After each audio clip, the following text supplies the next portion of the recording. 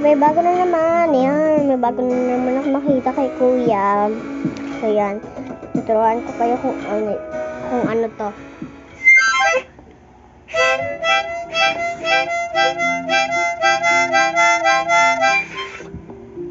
Nakakabagot to guys, pero masayang laruin.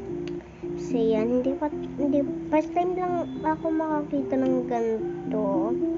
Sampung ano pala to guys.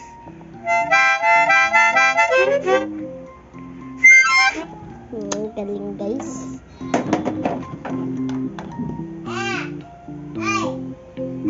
Oh. Bibilan ako ng ganyan ni mama.